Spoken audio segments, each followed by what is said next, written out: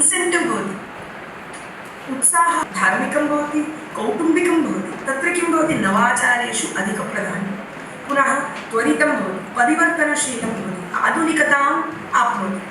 अतः प्राच्य पाश्चात्य प्रबन्धनयोः दृष्टिकोणयोः एव भवतीनां व्याख्यानं सुव्यवस्थितं, ज्ञानप्रदम्, अनुभवयुक्तं, पुनश्च छात्राणां कौशलानां वृद्ध्यर्थम् आसीत्। वस्तुतः प्रबन्धनम् आत्मकारकं भवति, अनन्तरम् आचरणे आगच्छति। अतः भवती शास्त्र उदाहरणैः साकं जीवने भारतीयप्रबन्धनस्य आचरणं कथं स्यात् इति विषयोपरि अस्माकं छात्राणां मार्गदर्शनं कृतवती। अतः शक्नुवन्ति अथवा विचारः आगच्छति। प्रतिपादितं यत् कि महाभारते कृष्णेन सम्यक् प्रबन्धनं कृतं, परन्तु जिज्ञासा एतादृशी अस्ति यत् यदि सम्यक् प्रबन्धनं स्यात् तर्हि युद्धस्य तु आवश्यकता एव नास्ति। कारणं युद्धं तु सर्वदा विनाशस्य कृते एव भवति। चेत् एतादृशाः जनानां विनाशः अभवत्, भौतिकतानां विनाशः अभवत्, मानने जाए कितने धातुओं का विनाश हुआ होगा, लोगों का विनाश हुआ होगा, उनके परिवार का आभरण जीवन का विनाश हुआ होगा। अगर योग्य हम मानते हैं कि योग्य प्रबंधन करता भगवान कृष्ण से बड़ा कोई नहीं है, इसमें हमें कोई भी शंका नहीं है। पर जिज्ञासा ऐसी होती है कि वो महामारी ला सकते थे, उनको मानना था, धर्म की स्थापना करती थी तो प्रलय ला सकते थे, युद्ध की आवश्यकता क्यों थी? क्या ये योग्य प्रबंधन नहीं था या फिर और कोई योग्य प्रबंधन था जिसका एक उदाहरण था कि और अच्छा प्रबंधन हो सकता है युद्ध से? दोनों जिज्ञासाएं थी, अच्छा उदाहरण था या कहीं कमी थी, ऐसी जिज्ञासा जानने की थी। कि श्री कृष्ण युद्ध क्रीड़ा के बाद 2-3 बार उनको अवकाश देते हैं कि आप युद्ध को टालने की बात कीजिए, तो 5 गांव दीजिए, फिर वो और लोगों को ये सिखाना था कि धर्म का ही विजय होगा। और उसका पहला कदम है उनके प्रति जाकर के ये पूछना कि सिर्फ और सिर्फ 5 गांव दीजिए जो कि इस राज्य के बाहर हो या अंतिम कोने में हो, राज्य के भीतर नहीं। तो उसके लिए भी वो मना कर दिए। उसके बाद भी उन्होंने क्या किया, एक ही गांव का प्रस्ताव लिखा। उसी को द्वापर युग में श्री कृष्ण ने बहुत अच्छे से बताया। यहाँ पर एक और चीज को मैं उपस्थापन करना चाहूँगी। कृत, त्रेता, द्वापर, कली युग में आप देखेंगे धर्म की व्यवस्था अलग अलग तरीके से हुई है। कृत युग में धर्म की व्यवस्था बहुत अच्छी थी। त्रेता युग में रामायण जब हुआ तब धर्म का थोड़ा सा क्या हो गया, संशय हो गया। तब रामायण की प्रक्रिया हुई। इस कहानी से हमें पता चलता है कि राम बुराई को ज़्यादा दूर तक चलने नहीं देना है और जो क्या करना है, हनन करना है। और जब द्वापर युग में आते हैं, महाभारत में आते हैं, एक ही परिवार है लेकिन परिवार के अंदर धर्म नहीं है। एक ही परिवार के लोग आपस में लड़ने लग जाते हैं, लेकिन रामायण में वो चीज़ नहीं थी। और कलयुग में अभी हम देखेंगे धर्म तो कहीं कहीं दिखने को नीचे होते जा रहा है। इसको दिखाने का एक बहुत अच्छा तरीका है भारतीय शास्त्र, और इसी को बताने की कोशिश की है। आपके सवाल का जवाब मिल गया होगा शायद। जैसे महाभारत के अंदर भी प्रबंधन बताया गया है, वेदों के अंदर बताया गया है, पुराणों में बताया गया है, शास्त्र में बताया गया है, तो अपने यहाँ के विद्वानों का नाम नहीं लिया जाता। अधिकतर पाश्चात्य विद्वानों का नाम लिया जाता है। जो हमारे को विद्यालय में कुछ भी पढ़ाया जाता है तो उसके अंदर भी पाश्चात्य विद्वानों का ही नाम आता है, अपने विद्वानों का नाम नहीं लिया जाता। तो फिर ऐसा क्यों है मैम? क्योंकि अपना प्रबंधन अगर पूर्व से ही अच्छा था तो फिर इसमें उनका नाम, अपने विद्वानों का नाम क्यों नहीं आता? आईटेक के बच्चे हैं जी, और पीएचडी के भी बच्चे होंगे। तो पीएचडी के बच्चे नेट किताब को जब खोलते हैं, communication, this word is from a Greek word, a Latin word, इत्येव खलु भवति। उसके बाद करिकुलम इत्यस्य अर्थः भवति रेस कोर्स, लैटिन शब्दात् ग्रीक शब्दात् निष्पन्नः अयं शब्दः। ऐसे बोलते हैं या नहीं? हाँ या नहीं? जी जी, ओके। कोई फॉरेन वाला, कोई फॉरेन विद्वान या विदेशी जो है वो आके बोलता है कि हमारे शास्त्रों में कई बड़ी बड़ी चीज़ें हैं, रामायण में ये बताया गया है, महाभारत में ये बताया गया है, तो तालियां जोर से बजाते हैं, हाँ या नहीं? जी। और हमें अभी टाइम आ गया है बताने के लिए कि हमारे शास्त्रों में महाभारत हो, रामायण हो, उपनिषद हो, जो भी हो, उसमें से जो कुछ भी हमें मिल रहा है उसको हम मैनेजमेंट के साथ, एथिक्स के साथ, वैल्यूज के साथ कैसे हम जोड़ पाएंगे। एक उदाहरण बताती हूँ, स्वॉट एनालिसिस यहाँ पर कौन जानता है? स्वॉट एनालिसिस चीज़ों को निर्धारण करने के लिए उन्होंने हनुमान जी को भेजा। वो हनुमान वहाँ जाकर के सब कुछ ढूंढ के डिप्रेशन में हुए हैं, साइकोथेरेपी की काफ़ी चीज़ें सुंदरकांड में मिलती हैं, ये सब बात अलग है। सब कुछ जानने के बाद, पूरा जगह आग से लगाने के बाद, रावण से मिलने के बाद क्या सूचना देते हैं? ये देते हैं कि मैं काफ़ी हूँ तुम्हें परास्त करने के लिए, लेकिन मेरा काम नहीं है ये। किसका काम है? श्री राम का काम है। वो आएंगे, वो ही खुद सीता माता को लेके जाएंगे। यहाँ पर हमें क्या जानना है? आज के ज़माने में कॉर्पोरेट में जो हम स्वॉट एनालिसिस करते हैं वो एग्जैक्टली रामायण में बहुत साल पहले हो गया था, लेकिन हम उस पर्टिकुलर प्रक्रिया को उस तरीके से नहीं देख पा रहे हैं। हम पढ़ते हैं स्वॉट एनालिसिस अलग से, रामायण सुंदरकांड को अलग से पढ़ते हैं, लेकिन दोनों को जोड़ के देखना, ये चीज़, ये दृष्टि हमारे अंदर आनी चाहिए। और आगे आप में से बहुत लोग टीचर बनेंगे, असिस्टेंट प्रोफेसर बनेंगे, बहुत कुछ बनेंगे। आप किसी चीज़ को शुरुआत में ये मत लिखिए कि ये लैटिन वर्ड है, इसका नाम ये है, ये कीजिए ना, इसकी निष्पत्ति ये है, इसकी व्युत्पत्ति ये है, अमरकोश में इसका पर्याय पद ये बताया गया है, ऐसे शुरू कीजिए ना। समझ में आ रही है आपकी बात? आपके सवाल का जवाब मिला है? बिल्कुल बिल्कुल है कि हमारे ग्रंथों में बहुत कुछ है, भारतीय शास्त्रों में बहुत कुछ है, सारे विषय हमारे भारतीय शास्त्रों में समाहित है।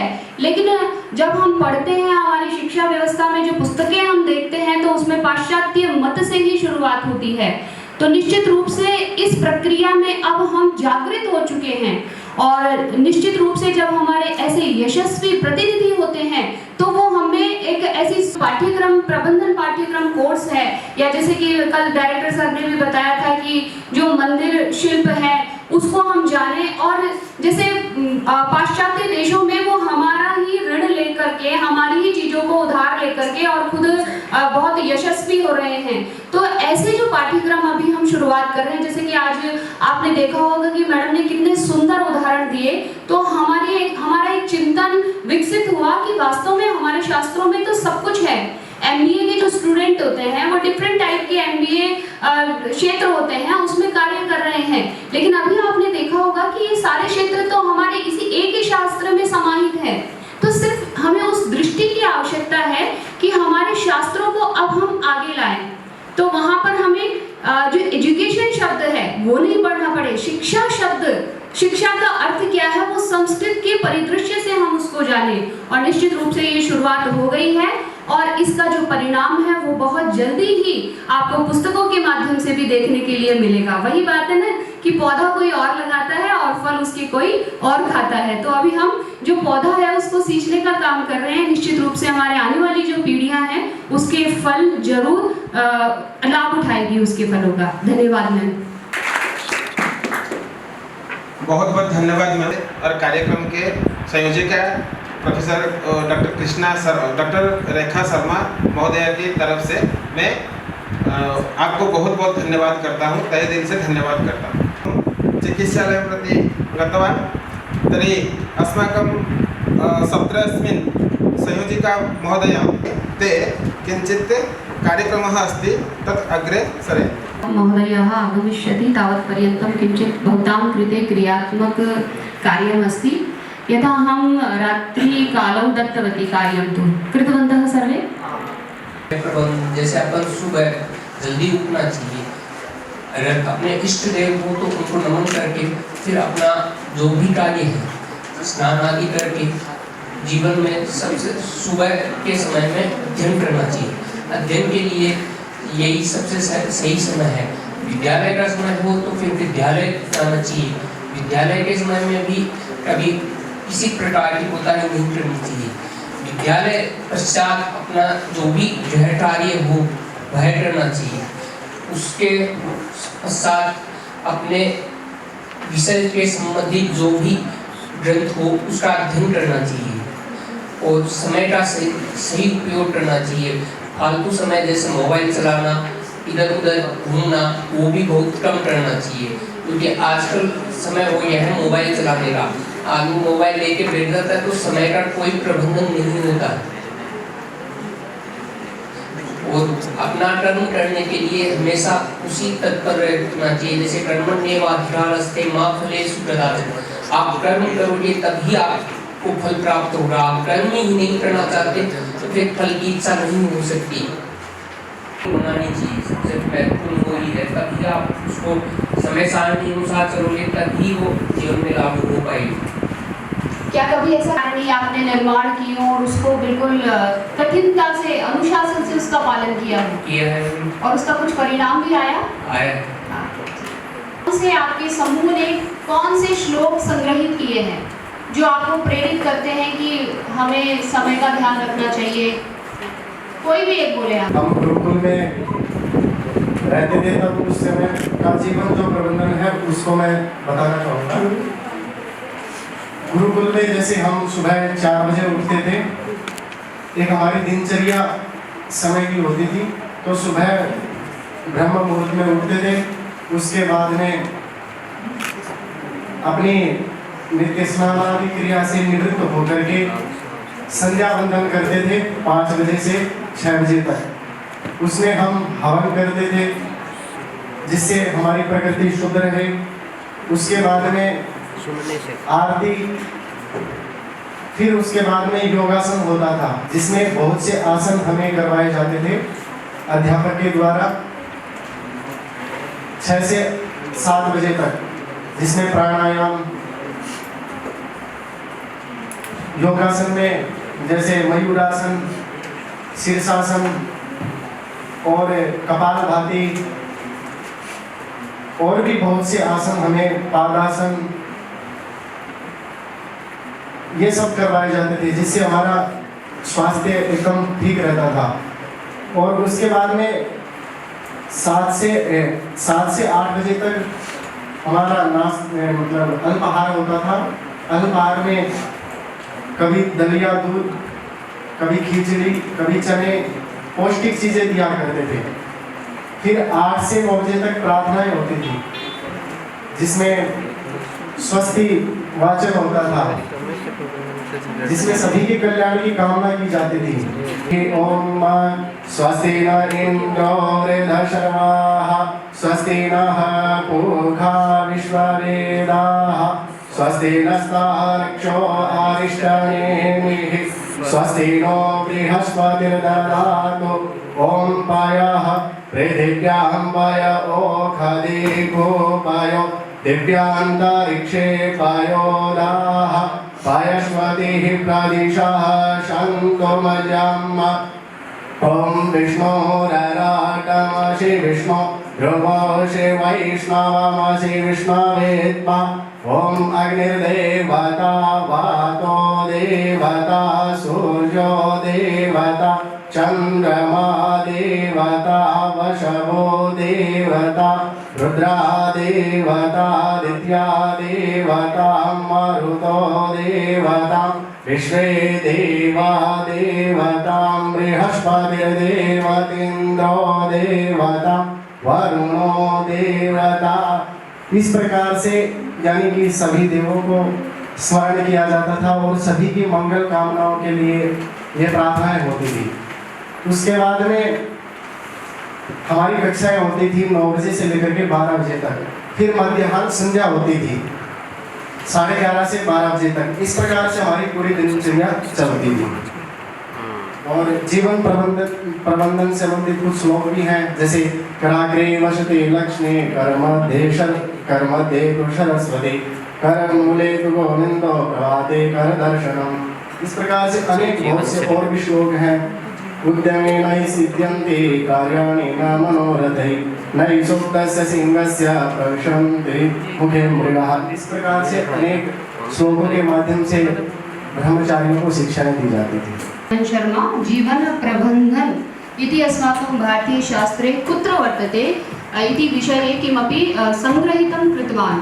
एतस्य कथनस्य अभिप्रायः एवं वर्तते यत् अस्माकं जीवने यदि अद्यापि गुरुकुलपद्धतिः भविष्यति चेत् यथा जागरणम्, आहारव्यवहार, प्रार्थना, मन्त्रोच्चारणं, तर्हि इदानीमपि अस्माकं जीवने प्रबन्धनम् आगमिष्यति।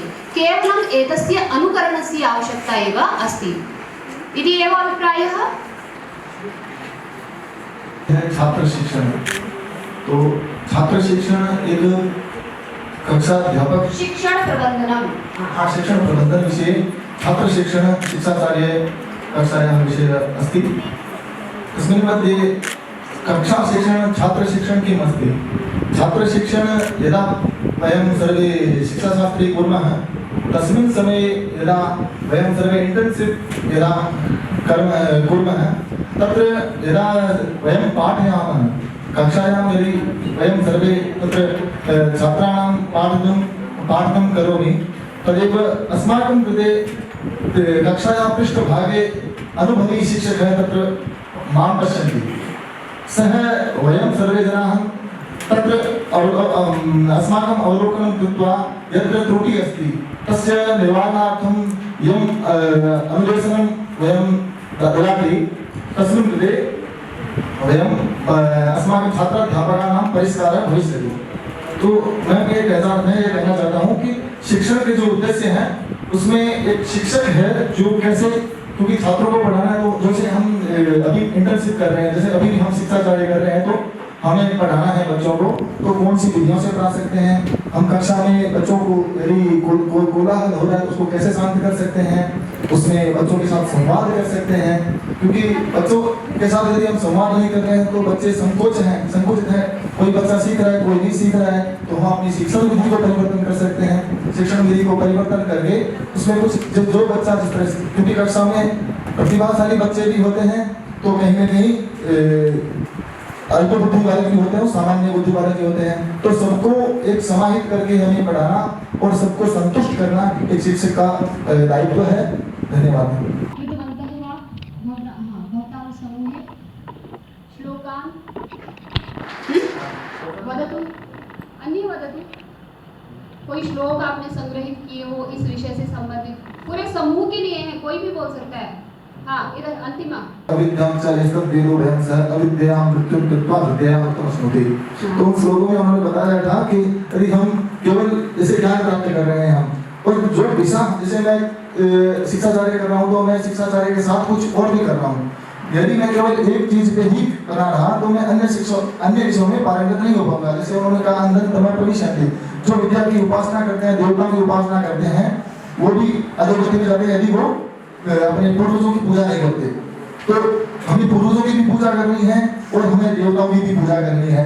उसी प्रकार हमें अपने लक्ष्य को भी साध रहे हैं, जबकि हम अध्ययन तो कर रहे हैं, लेकिन हम केवल किताबी कीड़े न बन करके इसके अलावा सामान्य जीवन में भी इसका प्रयोग करें। ऐसा नहीं केवल किताबों में पढ़ लिया उसको उपयोग नहीं किया। तो दोनों तरफ चलना एक हमारे लिए चुनौती है, उसको हम स्वीकार करते हैं। धनात् धर्मं ततः सुखम, अर्थात विद्या से हमें विनम्रता प्राप्त होती है और विद्या के बारे में उसकी विद्या की महानता को बताया गया है। वैसे ही माता शत्रु पिता वेदी ये भारों ने पाठित है, न शोभते सभा बदते हंस बदते बकोयता। इसमें भी विद्या की महिमा बताई गई है कि अनपढ़ व्यक्ति जब विद्वानों के बीच में बैठता है तो सम्मान प्राप्ति के योग्य नहीं होता है। एक छात्र की विशेषता है काका चेष्टा बको ध्यान स्वान निद्रा तथैव च अल्पहारी ग्रह त्यागी विद्यार्थी पंच लक्षण। विद्यार्थी के क्या क्या लक्षण है वो सब हमें शास्त्रों में मिलते हैं। शिव शर्मा अस्ति न? हाँ, शिवना अस्य आगच्छति, कथम आगच्छति? यदि अध्यापकस्य वैयक्तिक अवधानम् अस्ति चेत्, यदि सः जानाति मम छात्रस्य आवश्यकता का इति विषये स यदि कार्यं करोति चेत् निश्चितरूपेण कक्षायां प्रबन्धनम् आगच्छति। पुनश्च भवान् उक्तवान् आवश्यकता अनुसारं वैयक्तिक अवधानं दत्वा यदि छात्रः अपि जानाति यत् मम योग्यता का, मम क्षमता का इति विषये उपरि स कार्यं करोति चेत् इतोपि दक्षता तस्य कार्ये आगच्छति। कार्यमेव अवशिष्टम् अस्ति। भवन्तः बहु सम्यक् रूपेण जानन्ति यत् अस्माकं शास्त्रे प्रबन्धनम् अस्ति। शैक्षिक प्रबन्धनस्य वार्ता यदि वयं कुर्मश्चेत् अस्माकं शास्त्रे उपस्थित तत्र बहिर्गमनस्य आवश्यकता न वर्तते। समीचीनम्, अस्तु। छात्रस्य गुणः शिक्षणं प्रभावयति। कथं प्रभावयति? यदा कोऽपि शिक्षकः कक्षायाम् आगत्य सम्यक्तया पाठयति तत्तु समीचीनं, परञ्च विद्यार्थिनां जिज्ञासा कीदृशी अस्ति? आज विद्यार्थी पढ़ना चाहते हैं या नहीं, अथवा तो आज विद्यार्थी किसी और विधि से पढ़ना चाहते हैं, तब जाकर के शिक्षण प्रबंधन होकर के और भी अच्छा होगा। उसका एक एग्जाम्पल देते हैं कि जीवन कब सफल होता है कि लक्ष्मीर्दानवती यस्या सफलावती क्रिया, ऐसा एक श्लोक है। तो उसमें सफलम तस्य जीवितम है, तो उसमें कहने का तात्पर्य यही है कि शिक्षण तब प्रबंधन से अच्छा होगा जब शिक्षक और छात्र दोनों एक दूसरे को जानेंगे। अक्सर कुलदीप सर कहा करते थे कि अगर आपको जॉन को पढ़ाना है तो पहले आपको पढ़ाई नहीं जाननी, जब पहले आपको जॉन को जानना है कि जॉन कैसा है, ये पहले आपको छात्रों को जानना पड़ेगा। तदनन्तरमस्ति छात्रस्य आत्मानुभूति कीदृशी अस्ति, छः छात्रः सम्यक् अस्ति वा नास्ति, तस्य सहानुभूति कीदृशमस्ति, तस्य मनसि किं प्रचलति, मनसः जिज्ञासा कीदृशी अस्ति, सः किं वेत्तुम् इच्छति, तस्य सर्वेषां विषयाणां ज्ञानम् आधारीकृत्य पाठनीयं। तदनन्तरं न चोरहार्यं विद्या सर्वं समीचीनं, परञ्च यदि चारित्रिकगुणाः शिक्षके छात्रयोः मध्ये नास्तः चेत् योग्यं नास्ति। अतः चारित्रिकं स्यात्, शिक्षकः छात्रनेतृत्वयुक्तं स्यात्, एवं च सामाजिकः स्यात्। अन्ते अस्ति तस्य मध्ये सहानुभूति मित्रतायाः गुणं स्यात्। यथा कथयितुं शक्यते तत् जीवनशिक्षणं यस्ति, सः मधुकेश्वरभट्टमहोदयेन उक्तम् आत्मप्रबन्धनं चेत् दीक्षान्त मध्ये वयं कथयामः यत् मया सुचरितानि तत्त्वया उपासितानि न इतराणि। जो मैंने आज तक ये छात्र अच्छे कार्य किए हैं वही तुझे करने हैं, दूसरे कार्य नहीं करने। अतः गुरु की क्रियाओं को देख करके तो काम न करे, गुरु की कथनी को देख करके काम करे, वह उत्तम छात्र होगा। तब छात्र और शिक्षण दोनों जब एक दूसरे को जानने लगेंगे और फिर पढ़ाई होगी तो कहीं ना कहीं शिक्षण प्रबंधन अच्छा हो जाएगा।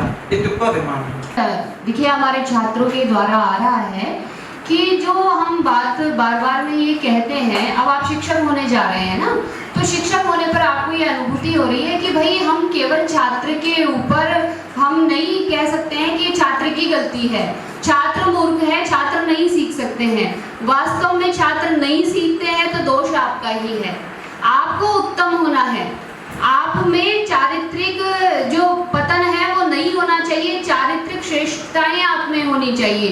बच्चे को आप समझे, जरूरी नहीं है वो हमेशा व्याख्यान से ही समझेगा, वो किस तरह से सीखना चाहता है, उसको क्या पसंद है, उसके अनुसार आपको परिवर्तित होना है। बहुत सुंदर संकल्पना। हाँ, बहुत जल्दी अभी नहीं बताया कि प्रबंधन ऐसा होता है, ये होता है, हमें ऐसी संकल्पना रख कर के आगे बढ़ना होता है। लेकिन प्रबंधन हमें बताया गया, मैनेजमेंट हमें बताया गया, लेकिन अगर हम उस मैनेजमेंट में क्रियाशीलता नहीं लाएंगे, अगर हम उसमें क्रियाशीलता का गुण नहीं लाएंगे तो वो प्रबंधन रखा रह जाना है। इसीलिए एक श्लोक मैंने देखा था हितोपदेश ग्रंथ की मित्र लाभ में, श्लोक संख्या 168 है कि शास्त्राण्यधिपत्यादि भवन्ति मूर्खा यस्तु क्रियावान पुरुषः सः विद्वान् सुचिन्तितं च औषधम् आतुराणां न नाम मात्रेण करोति आरोग्यम। जैसे शास्त्रों का अध्ययन करने पर भी लोग मूर्ख रह जाते हैं, लेकिन विद्वान वही होता है जिसने उस ज्ञान को अपने व्यवहार में उतारा है, उस ज्ञान से वो व्यवहार कुशल बना है, वही विद्वान कहलाता है।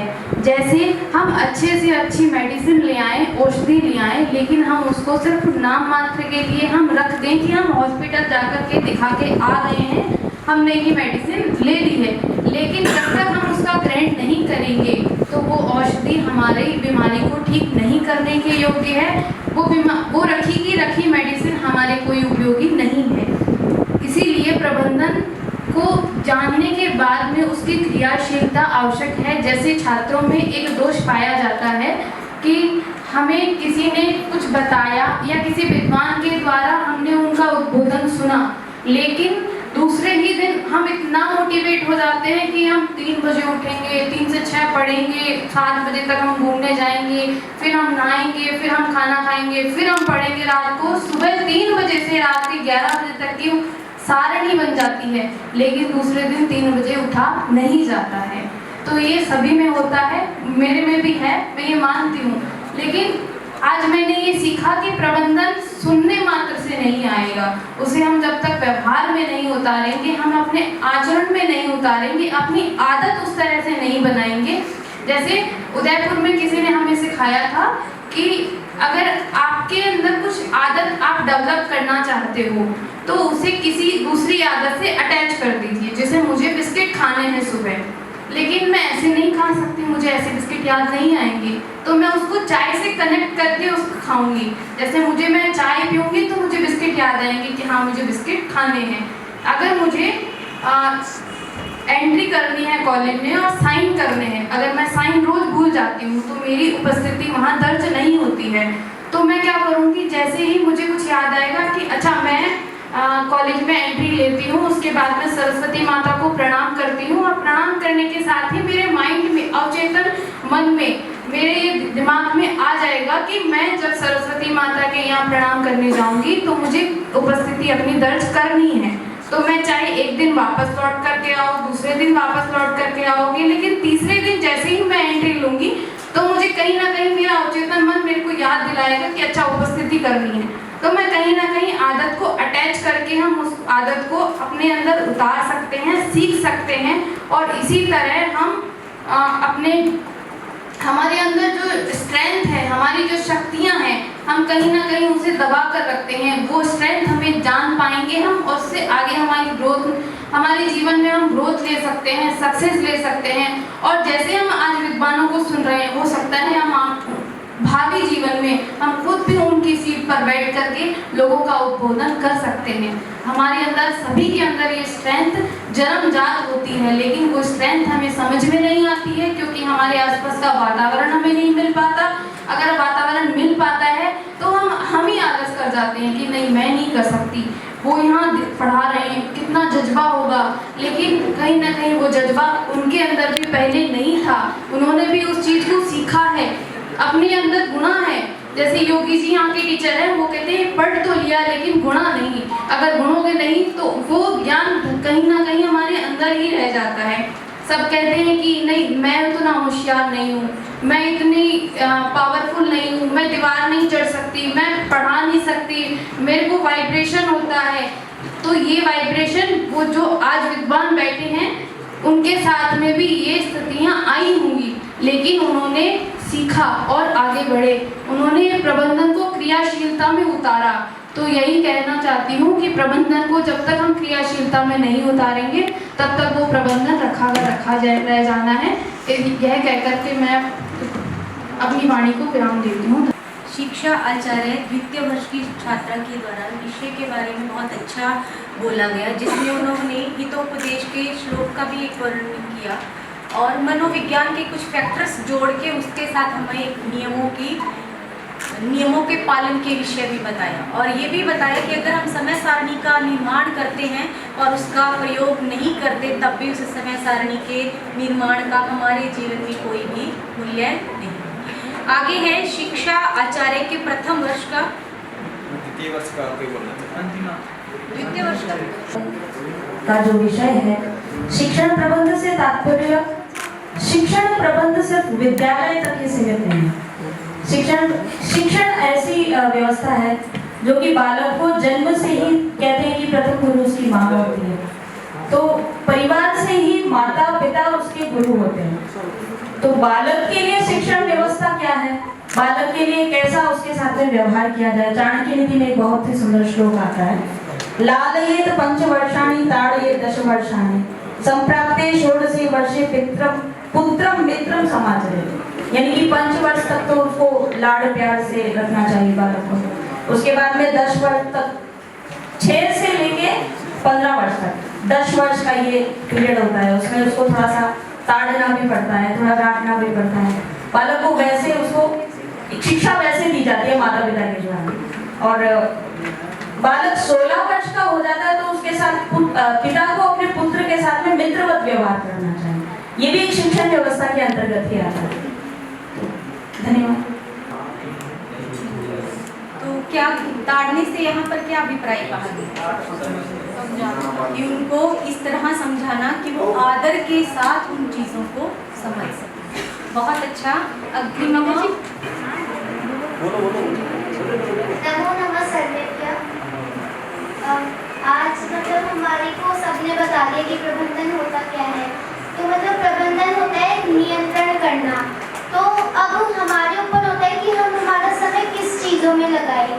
तो जैसे कि सभी को कल सर ने बताया था कि सभी को सेम ही समय मिला होता है। जैसे कि स्वामी विवेकानंद जी जो थे उन्होंने उनका स्वर्गवास 39 वर्ष में हो गया था, लेकिन उन्होंने इतना काम किया कि सब उनको अभी भी पढ़ते हैं इतना ज़्यादा। और हमारे शास्त्रों में भी बहुत से श्लोक हैं जिनके माध्यम से हमें पता चलता है। जैसे एक है कि साहित्य संगीत कला वीण साक्षात् पशुपुच्छ विषाणहीन तृणं न खादन्नपि जीवमान तद्भागधेयं परमं पशूनाम्। इसका अर्थ ये है कि जो मनुष्य होता है वो साहित्य से रहित होता है या संगीत से या कला से, इन तीनों से जो रहित होता है वो बिना पूछ के पशु के समान होता है।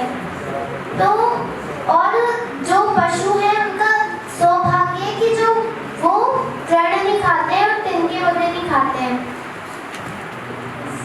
कि संगीत, कला और साहित्य, इन तीनों के बिना हमारा जीवन क्या है? निरर्थक है। इन तीनों के बिना हमारा जीवन क्या है?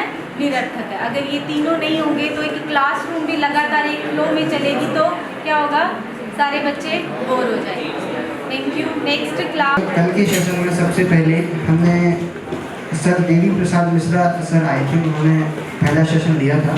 उसमें उन्होंने समय प्रबंधन के बारे में हम सभी को बताया और समय प्रबंधन के संबंध में उन्होंने कई सारी बातें, कई सारे बिंदुओं पर प्रकाश डाला, लेकिन अंत में उन्होंने एक बहुत ही सुंदर बात समय प्रबंधन के संबंध में कही।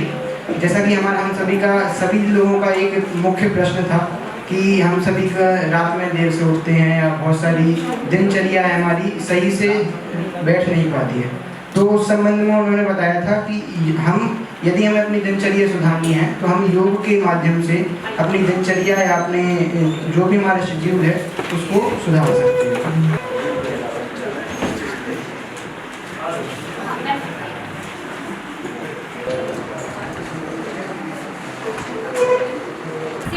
कार्यक्रमस्य अन्तिमं सत्रं वर्तते, यत्र वयम् अनेकानि व्याख्यानानि शृणुमः।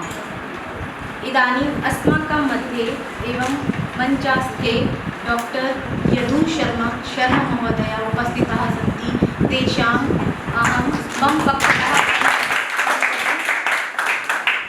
पुष्पप्रदाने एवं माल्यार्पणे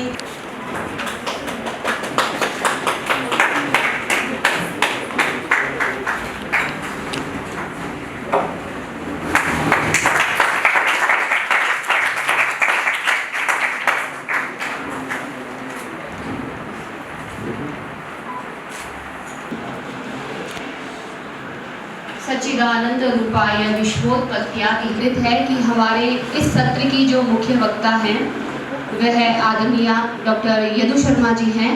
और यद्यपि जो शोधक छात्र हैं वह तो इनके बारे में जानते ही हैं, लेकिन आपको एक संक्षिप्त परिचय मैं आपको दे देती हूँ, क्योंकि इतनी विदुषी है कि इनके बारे में विस्तार से कहना अभी संभव नहीं है। आप अभी वर्तमान में राजस्थान विश्वविद्यालय शिक्षा संकाय की डीन हैं आप, और इसके अलावा सुबोध महाविद्यालय है, वहाँ की प्राचार्य हैं। और आप इनके उद्बोधन से ही जान पाएंगे कि इनकी जो शैली है वो किस तरह की है, किस तरह से जो बच्चे हैं वो इनके व्याख्यान में आनंदित होते हैं। और ये अत्यंत व्यस्त हैं, कार्यालयी कार्य इनके पास में इतने हैं, इतने सारे महाविद्यालय हैं कि जिनका कार्यभार सभी मैडम ही समय में हमें हमारे बच्चों के लिए इन्होंने समय निकाला। इसलिए मैडम मैं आपका बहुत बहुत धन्यवाद ज्ञापित करती हूँ। और द्वितीय वक्ता के रूप में ऑनलाइन माध्यम से हमारे यहाँ रहेंगे डॉक्टर सीताराम शर्मा जी। आदरणीय, मैं आपका भी हार्दिक स्वागत और अभिनंदन करती हूँ। आप राष्ट्रीय संस्कृत विद्यापीठ तिरुपति में सहायक आचार्य हैं। अभी हमने मैडम डॉक्टर एस वैष्णवी जी को सुना, वहीं पर आप भी सहायक आचार्य हैं। आदरणीय, आपका आभासीय पटल पर हम वाचिक स्वागत करते हैं। वाक् पुष्पै भवताम् अहं स्वागतं करोमि। और अब हम डॉक्टर यदु शर्मा जी को विस्तार से सुनेंगे। धन्यवाद। मेरा सौभाग्य कि आज मुझे इस संस्थान में आने का सुअवसर प्राप्त हुआ और सबसे अधिक मेरे लिए आज खुशी की बात ये कि आप जैसे प्रबुद्ध वर्ग से रूबरू होने का अवसर मिला। व्याख्यान देना, पढ़ाना, लेक्चर देना, ये सब तो बड़ी भारी भारी चीज़ें हैं। रेखा मैम ने भी बहुत बड़ा विस्तार से बात कह दी। मेरा 2 ही अक्षर का छोटा सा नाम है, छोटा सा काम है। अपने बच्चों से बात करना ये मेरा एक शौक है या पैशन है, ये मानिए।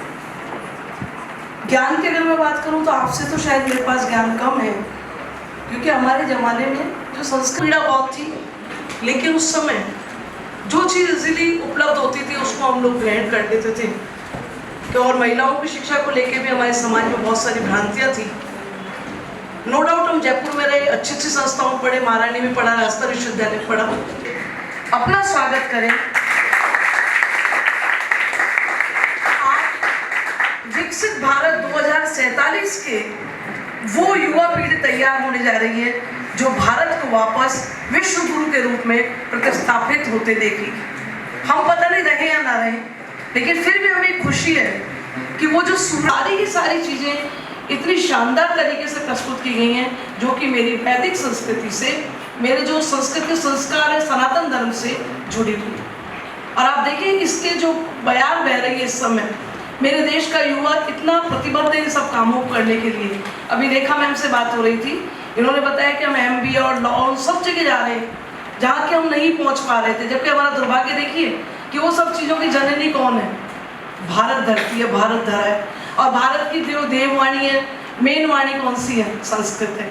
लेकिन संस्कृत को हमने एकदम हाशिए पर रख दिया था, और धीरे धीरे अब हमको ये समझ में आया कि ये वैज्ञानिक और साइंटिफिक जो भाषा है हमारी, इसको हम वापस से पुनर्जीवित कैसे करें। तो आप सभी सर्जन हैं, इसको वापस प्राणवायु देने का काम आप ही लोग करेंगे। मेरा तो केवल इतना सा एक स्वार्थ समझ लें कि आप लोगों से मुलाकात करना, प्लस अपने दिल का जो दर्द है उसको आप लोगों के साथ शेयर करना।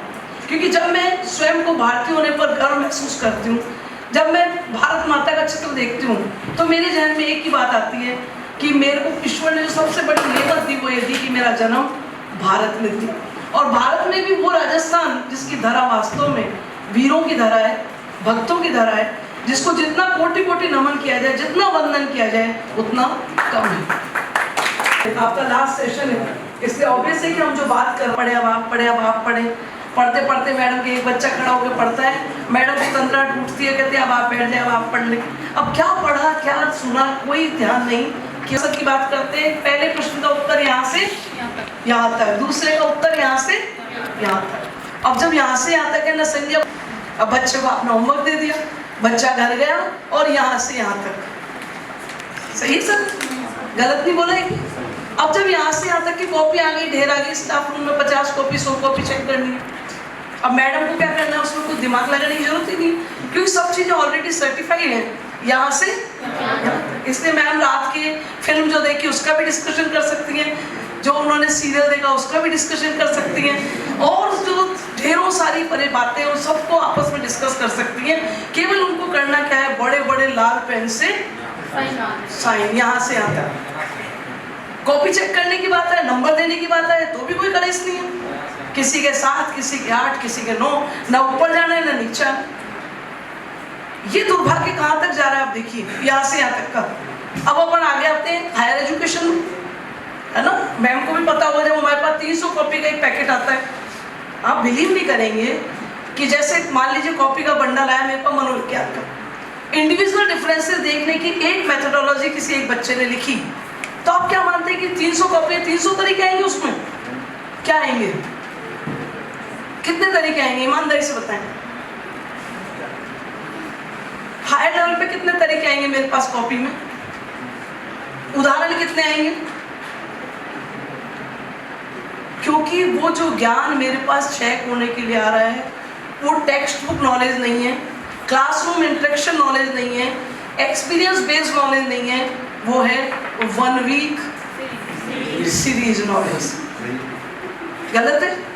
7 दिन का कैप्सूल, 7 दिन ही पढ़ता है बच्चा। वनडे भी आने लगे, वनडे भी आने अब वनडे भी आ रही। चाइना मेड सामान को काम में लेते लेते हम भारतीय यूज एंड थ्रो की कल्चर में विश्वास करने लगे। काम में लिया और फेंका। घड़ियां आप देखो, इतना जो आपका कचरा क्यों हो रहा है? ये कचरा पहले भारत में कचरा होता ही नहीं था। क्यों नहीं होता था?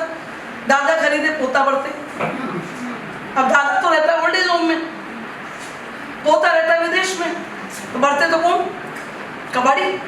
तो कुल मिलाकर कहने का आशय कि जो मेरी संस्कृति की जो स्थिति बिगड़ी और हम विकास की बजाय विनाश की तरफ प्रवृत्त हो गए, और जो मैं भी आपसे कह रहा हूँ 1 वीक सीरीज के उदाहरण या सम्राट पासबुक के उदाहरण, मुझे कहते हुए दुख है कि पेपर में भी छपा कि वीसी ने जब राउंड लिया परीक्षा के दौरान तो प्रत्येक कॉरिडोर में पासबुकों के 1 वीक सीरीज के ढेर मिले। और वो ढेर ऐसे होते हैं कि बच्चा उसकी परवाह भी नहीं करता, क्योंकि वो इमोशनली उससे जुड़ता ही नहीं। आजकल तो विवाह के बंधन में बंध के अग्नि के सामने फेरे लेके भी नहीं जुड़ते, तो उस पासबुक और 1 वीक से क्या जुड़ेंगे? काम में आ गई, फेंक दी। पहला पेपर खत्म, ज्ञान खत्म। दूसरा पेपर शुरू, ज्ञान शुरू। लेकिन दूसरा पेपर खत्म, ज्ञान खत्म। और जब रिजल्ट आया तब तक सब कुछ खत्म, और केवल एक बात हम नहीं, हमारी मार्कशीट बोलती। जबकि पुराने ज्ञान में हम नहीं, हमारे हुनर बोलते थे। आज मालाएं पहनाई जाती थी और सम्मान से लाया, तो आज 99.99 आ जाते, तो भी बच्चा सुसाइड कर देता है क्योंकि 1 नंबर कम रहे, पंखे गलत लिया। ये मेरे देश का दुर्भाग्य है। ऐसी है मेरी शिक्षा व्यवस्था। उसको समझ में आती है? जबकि मेरे देश के संस्कार क्या है, मेरे देश की संस्कृति क्या है कि दूसरों के विचारों को सम्मान प्रदान करना, दूसरे के विचारों को स्वीकार करना। ये मेरी संस्कृति नहीं कि मैं हर जगह डंडे के जोर पर या अनुशासन के दम पे काम करूं। मेरे देश की संस्कृति है जो स्वाध्याय, स्व अध्ययन और स्व अनुशासन पर क्या करती है? प्रेरणा देती है। तो कुल मिलाकर जो कहने का आशय वो ये कि अगर हम न्यू एजुकेशन पॉलिसी के अनुसार विकसित भारत का निर्माण करना चाहते हैं, तो नंबर 1 वो भारत होगा ज्ञान आधारित भारत। अभी मेरा भारत है सूचना आधारित। जो पासबुक और 1 वीक सीरीज ने मुझे सूचना दी, वो ज्ञान मैंने कॉपी में लिखा, कॉपी के माध्यम से मुझे डिग्री मिली, और उसमें जो गांधी का 3H की जो संकल्पना है, उस 3H में से 2 H हमारे गायब हो गए, केवल 1 H बच गया, हेड। सारा गेम किसका हो गया? हेड का। जबकि हार्ट और हैंड जब तक तीनों आपस में कंजक्शन नहीं होगा तब तक लर्निंग इफेक्टिव हो ही नहीं सकती। इसीलिए तो मैं ये बात आपके लिए नहीं कह रही, आप सभी जो यहाँ बैठे हुए हैं वो सब ज्ञानवान हैं, बुद्धिमान हैं, और इसीलिए मुझे खुशी है कि मुझे आपसे बाद में इंस्ट्रक्शन का मौका भी मिलेगा। लेकिन वस्तुस्थिति जो है रहता है 2 दिन 4 दिन 5 दिन, ये सब अलग चीजें। ये सारी जो तस्वीर हमारे सामने आई वो आई कि भौतिकतावादी जगत में जब हमारा उद्देश्य था शिक्षा को लेकर, इसका महत्व क्या हुआ? समाज के निर्माण में योगदान, जिसमें सामूहिक कल्याण और समृद्धि को बढ़ावा मिले। सामूहिक कल्याण की बात हमारे शास्त्र करते हैं, जबकि आज एकल परिवार होने के कारण हम केवल व्यक्तिगत कल्याण की बात करते हैं, मैं और मेरा पुत्र, मैं और मेरी पुत्री। जबकि उस समय कैसा कल्याण? अब इसमें प्राचीन भारत में जब हम शिक्षा प्रबंध की बात करते हैं तो उसमें नंबर 1 पर क्या है? गुरुकुल प्रणाली। गुरुकुल प्रणाली में क्या होता है? गुरुकुल। और गुरुकुल की जो अपनी व्यवस्था थी, प्राचीन भारत में शिक्षा का एक महत्वपूर्ण केंद्र है जहाँ छात्र और गुरु निरंतर किसका आदान प्रदान करते थे? ज्ञान का। ठीक है, गिफ्टों का नहीं, गिफ्टों का आदान प्रदान नहीं करते थे, ज्ञान का आदान प्रदान करते थे। और उसका कारण क्या था कि शिक्षक शिष्य के जो संबंध थे वो ज्ञान हस्तांतरण के संबंध थे, कट कॉपी पेस्ट नहीं था। विद्यार्थी और जब अपने गुरु के प्रति सम्मान का भाव रखता था, जिस प्रकार एक पिता अपनी पूरी संपत्ति अपने पुत्र को देता है, दान देता है, हस्तांतरित करता है, वैसे ही गुरु अपना संपूर्ण ज्ञान किसको हस्तांतरित करता था? शिष्य। ये नहीं इसमें अब तेरी फीस नहीं है इसलिए आज ज्ञान नहीं मिलेगा। राशनिंग नहीं होती थी ज्ञान पर, ज्ञान निरंतर प्रवाहित होता था। और अगले गुरु का क्या हो गया? ऑटोमेटिक महत्व हो गया। क्या आप गुरु के सानिध्य में जब ज्ञान ग्रहण कर रहे हैं, गुरु के प्रति आप समर्पित हो गए हैं, तो जब समर्पण आपके भाव मन में आ गया तो आपका और गुरु का जो रिलेशन है वो क्या हो गया कि गुरु अपने ज्ञान और अनुभव से आपका मार्गदर्शन करेगा। अब ज्ञान और अनुभव के माने क्या है कि सपोज करें कि मैंने अभी कश्मीर यात्रा की है, अब आपको भी कश्मीर जाना है, तो आप बुद्धिमान है तो आप क्या करेंगे, मुझे फ़ोन लगाएंगे, मैम आप कश्मीर गए थे, क्या क्या दिक्कतें हैं, पेपर में ये पढ़ा था, क्या ये सही है क्या? अब मैंने कहा नहीं वो ऐसा है, आप उस एरिया में मत जाना, ये एरिया परेशानी वाले, आप इधर जाना। अब आपने मैंने ज्ञान और अनुभव प्राप्त किया था, उससे जब आपने गाइडलाइन ले ली तो क्या होगा, आपकी यात्रा सुखद होगी। और अगर आपने अनुभव नहीं लिया, ज्ञान नहीं लिया, तो क्या होगा कि आप जाएंगे, सीखेंगे, और सीखने में हो सकता है क्या पता क्या सीख जाए। तो कुल मिला के कहने का आशय कि जो अनुभव और ज्ञान से आपके माता पिता आपको सिखाते हैं, छोटा बच्चा है दीपक की लोगों पकड़ता है, भागता है, माँ क्या कहती है उसको, हाथ जल जाएगा मत छू। ये किसका अनुभव है, माँ का अनुभव है। बच्चा बड़ा शरारती है, वो माँ के एब्सेंट पे जाता है, भागा भागा, एक बार दीपक को पकड़ लेता है, एक बार पकड़ता है, क्या होता है, रहे ये जो कीचड़ है, प्रपंच है, भौतिक साधन है, इनसे हम क्या रहे, खुद को निवृत्त करते जाएं। आप देखें उस समय सिस्टम था, हमारा आश्रम व्यवस्था थी, उसके अलावा हमारे जो अवस्थाएं थी, कौन कौन सी थी, 4 अवस्थाएं थी। उन 4 अवस्था में जैसी प्रौढ़ावस्था आती थी तो धीरे धीरे लोग अपना सामान समेटने लगते थे, मतलब कि अपनी जिम्मेदारी का हस्तांतरण अपने आने वाली पीढ़ी को कर। अगर फिजिकल और मेंटल आप फिट हैं तो दुनिया की कोई भी ताकत आपको किसी भी मोड़ पर हरा नहीं सकती। अगली चीज़ में न्याय, न्याय कैसा होना चाहिए, तकनीकी समावेश, ई लर्निंग, ई प्लेटफॉर्म आ गए, आपकी टेक्नोलॉजी इससे जुड़ गई। अब टेक्नोलॉजी जुड़ गई तो आपने देखा अब संस्कृत में भी सॉफ्टवेयर आया, पहले तो इंग्लिश में ही थे सारे, क्योंकि विदेशों में ही जादू हुआ था। अब धीरे धीरे जब हम विश्व गुरु तक बढ़ रहे हैं तो हमारे सारे के सारे जो लैंग्वेज है कंप्यूटर की, वो धीरे धीरे अब चेंज होकर किस में आ रही है, हिंदी में भी आ रही है, और अब धीरे धीरे संस्कृत में भी हम आगे बढ़ रहे हैं। इसके बाद व्यक्तिगत शिक्षा का महत्व, इसमें क्या है, छात्र केंद्रित पद्धति से शिक्षा में व्यक्तिगत शिक्षा का महत्व कैसे, कि जो इंडिविजुअल के सामने सबसे बड़ी चुनौती क्या है सर, ये तो हो गई अवसर की बात, अवसर है, लेकिन चुनौती सबसे बड़ी वैश्वीकरण की चुनौती है कि जैसे हम गूगल पे जाते हैं तो इतनी सारी इन्फॉर्मेशन हर कंट्री के हमारे सामने आ जाती है, उसमें सही और गलत का चयन करने की कैपेसिटी हमारे अंदर होनी चाहिए, क्योंकि जो गलत होता है उसको हमारा दिल और मन पहले स्वीकार करता है, सही को स्वीकार करने में संघर्ष करना पड़ता है, क्योंकि सही हमेशा क्या होता है, कष्ट देता है, और वो 24 कैरेट सोना होता है, और जो गलत होता है वो क्या होता है, वो भ्रम नवाचारों पर, हमारे सोच पर, हमारे सृजन पर दिखाई देता है। दूसरा इसमें दी जाएगी। फिर संस्कृति का संरक्षण किससे होगा, परंपराओं से। आज हम दिवाली जो मना रहे हैं क्या है, हम ये कि पिता की आज्ञा पे 14 वर्ष के लिए वनवास चले गए, और आज क्या हो रहा है, पिता को 14 वर्ष छोड़ जीवन भर वनवास ओल्ड एज होम में डाल देते हैं। ये नैतिक शिक्षा की बात जो मैं कह रहा हूँ, पढ़ रहे हैं, नैतिक शिक्षा समाज की नींव है। फिर आचार संहिता शिक्षक के लिए और छात्र के लिए, ये नहीं कोड ऑफ उनका प्रभाव, ये मैंने दोनों का कंपेयर किया है कि गुरुकुल पद्धति में ये स्थिति थी और आधुनिक विद्यालयों में ये स्थिति है। वो व्यक्तिगत विकास की तरफ उन्मुख कर रहे हैं, जबकि ये सामूहिक विकास, परंपरा का पालन करना सिखा रही है। नंबर 2 मूल्य आधारित शिक्षा की बात कर रही है, और नंबर 3 क्या हो गया, भविष्य का कस्टमाइज लर्निंग कि उसका पार्ट है। और तीसरा क्या है इसमें, शिक्षा में अनुसंधान, जो आप अनुसंधान कर ही रहे हैं, आप उसमें नए नए प्रयोग कर सकते हैं, नई नई मेथोडोलॉजी को अडॉप्ट कर सकते हैं। इसके बाद भविष्य की दिशा क्या है, अगर मैं भविष्य की बात करूं तो भारतीय शास्त्रों का जो योगदान है वो एक सुंदर भारत का निर्माण करने में क्या करेगा, भागीदारी निभाएगा। नंबर 2 शिक्षा में विविधता आएगी, और जो शिक्षा है उसका माध्यम साइंटिफिक होगा। ये मैंने कह दिया इसलिए सही नहीं, बल्कि ये वैज्ञानिक है, साइंटिफिक है, इसलिए प्रूव होगा। इसके बाद विकासशील शिक्षा प्रणाली होगी, हम उनके साथ भी कंधे से कंधा मिलाकर चल सकते। चलिए निष्कर्ष, भविष्य की संभावनाएं क्या है, भारतीय शास्त्रों की प्रासंगिकता क्या है, और इसका महत्वपूर्ण स्थान।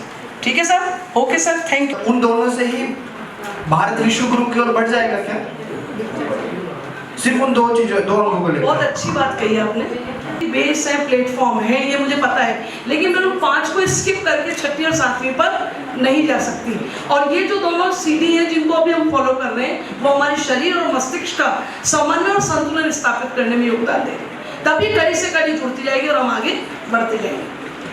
कि अब भारत में जैसे कलेक्टर का बेटा कलेक्टर नहीं बनेगा, या और भी जो व्यवसाय हैं, लेकिन मैम भारत में सबसे सर्वोपरि सुप्रीम कोर्ट है, तो आप मैम आज भी देख रहे हो, चलता आ रहा है कि मैम सुप्रीम कोर्ट में जो चीफ जस्टिस रहते हैं वो भी गिने चुने हुए परिवार ही रहते हैं, तो मैम जब वहाँ परिवर्तित नहीं हो रहा तो ये तो बहुत बात की बात है, यहाँ कैसे परिवर्तन? बहुत अच्छा प्रश्न है आपका, और मेरा न्याय की देवी की पट्टी खुल गई है, धीरे धीरे रह मना, धीरे सब कुछ हुआ है, माली सींचे सो गड़ा, ऋतु आए फल लगो।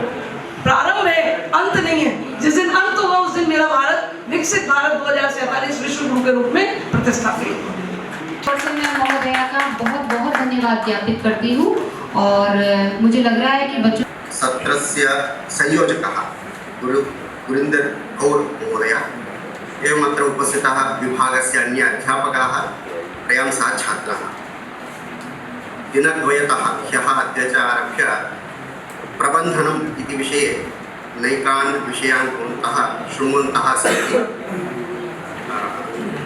उपस्थिताः तेषाम् अपि अहं किञ्चिदेव श्रुतवान् तथैव ये च छात्राः प्रतिपादनं कृतवन्तः तेषां श्रोतुम् अवसरः प्राप्तः प्रायः अहम् 11:15 अत्र पृष्ठमस्मि प्राक्शास्त्री आरभ्य शोधछात्रपर्यन्तं विभिन्नकक्षा छात्राः विद्यमानस्य अतः प्रबन्धनविषये किञ्चित् संक्षेपेण शिक्षाशास्त्रदृष्ट्या वा अस्माकं शिक्षाप्रबन्धनम् अथवा शिक्षण राजाश्रिताः विश्वविद्यालयाः अथवा विद्यालयं करोति राजा तत्र धनसहयोगं करोति तत्सर्वं साधयति स्म अपरः पक्षः अपि अस्ति कश्मीरं काशी इत्यादि विद्यास्थानानि यानि आसन् भारते प्राचीनकाले तानि सर्वाणि अपि कस्यापि निर्वहणं करोति स्म प्रबन्धनं करोति स्म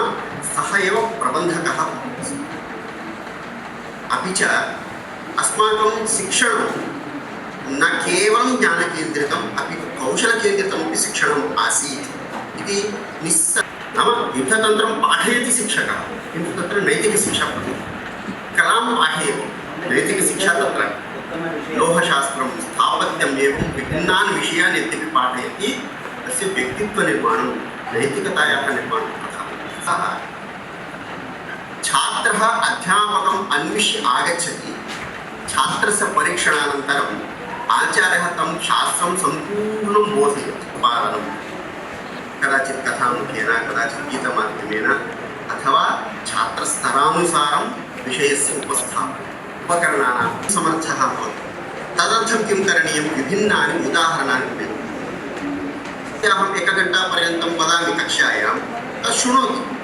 किन्तु तस्य पुनरावृत्तिः करणीया भवति यावत्पर्यन्तं तत् आत्मसात् अपेक्षानुसारं पुनः एकसप्ताहानन्तरं पुनः आयुर्वेदस्य भिन्ना पद्धतिः तर्कशास्त्रस्य भिन्ना पद्धतिः महाभाष्यशिक्षणस्य भिन्ना पद्धतिः तत्तत् ग्रन्थ 50 वाक्यानि भवन्ति संवादे कः विषयः अस्माभिः ग्राह्यः तात्पर्यं किमस्ति अस्मिन् वाक्ये अथवा अस्मिन् प्रकरणे यथा कथां शृणोति कथाश्रवणेन का शिक्षा प्राप्यते इति वयं प्रष्टुं कुर्मः तत् समाधानम् अस्माभिः प्राप्तव्यमस्ति तदर्थं प्रयत्नः अस्माभिः करणीयः यत् पूर्वतनकाले मध्यकाले अस्माकं भारतीयानां योगदानं सर्वैः ज्ञातमासीत् तद् अस्माभिः इदानीं प्रदर्शनीयमस्ति तदर्थं प्रयासं कुर्मः इत्युक्त्वा मम विषयं अस्माभिः अस्माकं शास्त्राणि अस्ति अतः अस्माभिः कर्तव्यं तत्तु मनसि अस्ति एव परं कथं कर्तव्यं का विधि कः विधिः तत्र स्यात्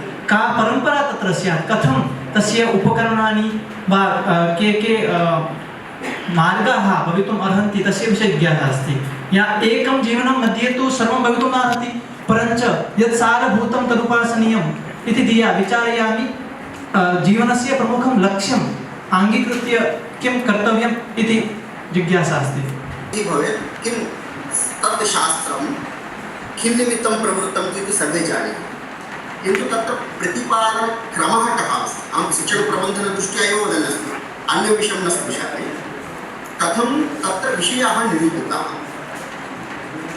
यतः एकस्यैव शास्त्रस्य भिन्नप्रकारकग्रन्थाः सन्ति टीकाग्रन्थाः व्याख्यानग्रन्थाः सन्ति तस्य उपरि अनुवादग्रन्थाः अपि सन्ति सर्वत्रापि विषयः प्रतिपादितः अस्ति सम्यक्तया कथं तैः प्रतिपादितः विषयः सा शैली का अस्ति इति जीवने एकं शास्त्रं स्वीकरोतु तस्य विभिन्नग्रन्थानां विभिन्नप्रकारेण अध्ययनं करणीयं तेन भवान् एकस्मिन् शास्त्रे निपुणः भवितुमर्हति तत्र पृष्ठभूमिः अपि अस्माभिः अवगन्तव्यं नाम पक्षद्वयं विषयः विषयप्रतिपादनम् इति अंशद्वयम् उच्यते इति एकः प्रकारः भवति अथवा भवतः अभीष्टः विषयः इति शास्त्रमस्ति तत्र विभिन्नप्रकारकग्रन्थाः सन्ति उदाहरणार्थं टीकाग्रन्थाः भवन्ति टीकाग्रन्थानां क्रमः कः अस्ति? 10-15 टीकाग्रन्थानि तत्र स्थाप्यन्ते। तत्र कः क्रमः तेन आश्रितः अस्ति टीकाकारेण विभिन्नैः टीका। भवान् उदाहरणानि पठति चेत् 10 पेजेस् पुटानि पठति चेदपि तत् स्वरूपम् अवगन्तुं शक्यते। एवमेव साहित्यटीकाः कथं सन्ति। टीका एकम् उदाहरणं भवान् व्याख्यानं स्वीकर्तुं शक्नोति, सूत्रग्रन्थं स्वीकर्तुं शक्नोति, अथवा वृत्तिग्रन्थं स्वीकर्तुं शक्नोति। भिन्नं भवान् किमपि स्वीकर्तुं शक्नोति। एकप्रकारकं ग्रन्थं शास्त्रं न वदति। एकप्रकारकग्रन्थान् 10-15 स्वीकरोति। कथं तेषां रचनाशैली अस्ति? यतः इदानीम् अस्माकं हस्ते ये ग्रन्थाः सन्ति ते अत्यन्तं व्यवस्थितरूपेण लिखितग्रन्थाः। ये च सामान्यरूपेण लिखिताः ग्रन्थाः ते इदानीं न सन्ति। यतः महाभाष्यं तदा लिखितम् अद्यापि पठन्तः स्मः। किमर्थं? तत्र याः युक्तयः सन्ति छात्रे ग्रहीतुं योग्याः।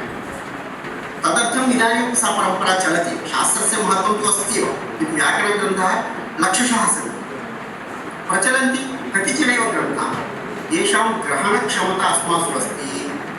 और वैसे हमारे परिसर की तरफ से आप सभी का धन्यवाद। और इस कार्यक्रम की समाप्ति या इस कार्यक्रम का संचालन या जो भी इस कार्यक्रम में हमने कार्य किया है, छात्रों के बिना यह कार्य पूर्ण नहीं हो सकता था। अतः छात्रों की यहाँ उपस्थिति और उनका हमें सुनना, व्याख्यान सुनना। इदानीम् अस्माकम् अग्रिमं सत्रं यथा शीघ्रं भविष्यति।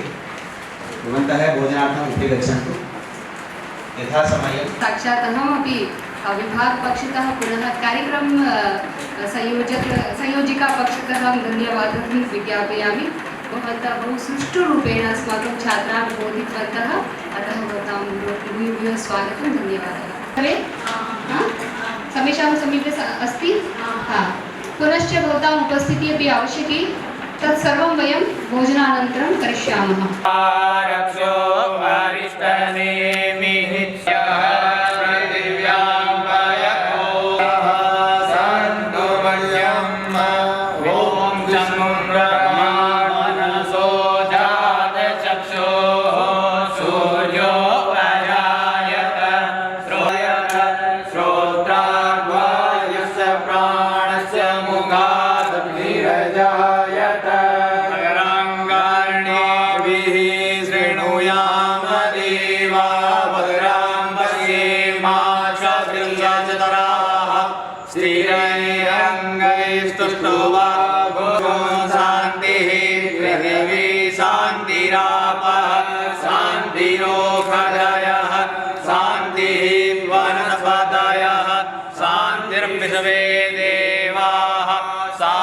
ब्रह्म शांति सर्वगुण शांति शांतिरेव शांति। तस्मै पाणिनये नमः। सर्वेभ्यो नमः। केंद्रीय संस्कृत विश्वविद्यालयस्य जयपुर परिसरेण इत्यस्मिन् कार्यक्रमे भवतां समेषां हार्दं स्वागतं। भवन्तः प्रबन्धन इति विषयम् आधृत्य अधीयानाः सन्ति। नैकान् विदुषः भवन्तः अशृण्वन्।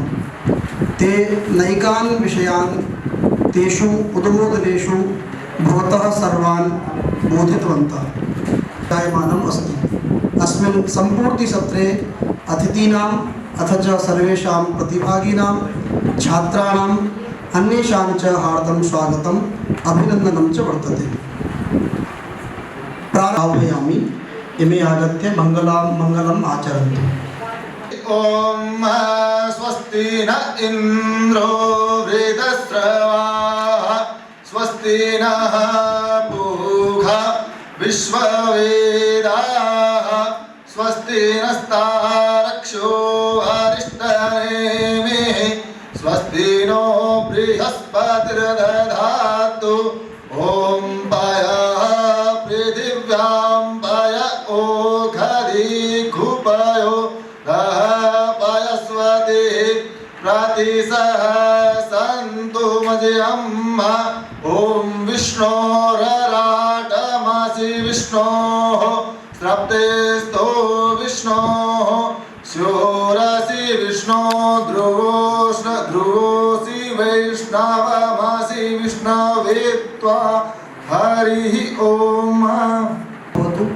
तदर्थं स्वागत गीताय श्रेया मन्नावत महोदयाम् आह्वयामि।